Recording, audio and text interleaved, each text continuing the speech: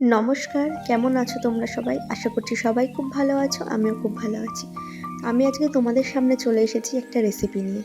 আমি আজকে বানাতে চলেছি চিড়ের পোহা। তো তার জন্য আমার যা যা জিনিস লাগছে আমি সেগুলো এখানে রেডি করে রেখে দিয়েছি। তারপরে দেখো আমি কড়াইয়ে তেল দিয়ে দিচ্ছি। তারপরে আমি চীনাবাদামগুলো ভেজে নেব।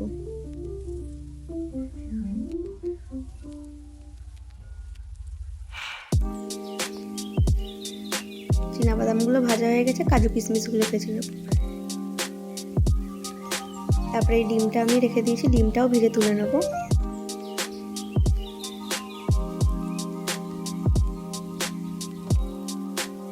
তারপরে ওই তেলের মধ্যে গোটা জিরে, কাঁচা লঙ্কা, পেঁয়াজ কুচি দিয়ে একটু নাড়াচাড়া করে নেব।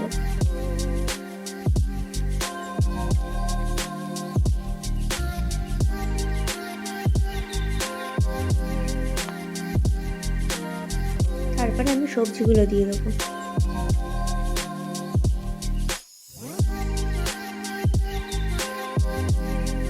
সবজিগুলোকে একটু ভালো করে ভেজে নেব। তারপরে স্বাদ মতো লবণ, তারপর নাড়াচাড়া করে নেব। তারপরে একটু ঢেকে দেবো।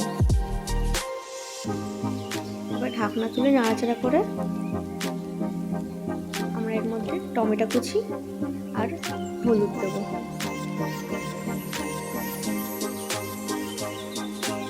তারপরে দেখো আমি ভালো করে এগুলোকে একটু ভেজে নেব। ভালো করে ভাজা হয়ে গেলে খুন্তির সাহায্যে একটু দেখে নেবে যে ভালো করে এগুলো সেদ্ধ হয়েছে নাকি। যদি সেদ্ধ হয়ে যায়, ভালো করে ভাজা হয়ে যায়, তাহলে ওর মধ্যে চিড়েগুলোকে দিয়ে দেবে।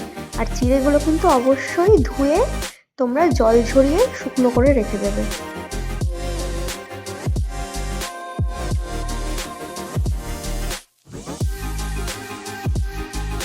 তো দেখো তারপর আমি এর মধ্যে ভেজে রাখা বাদামগুলো আর ভেজে রাখা ডিমটা দিয়ে দেবো, আর একটু স্বাদ মতন চিনি দেবো।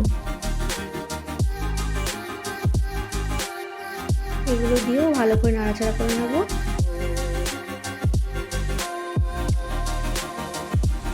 ব্যাস হয়ে গেল আমাদের চিড়ের পোহা রেসিপি।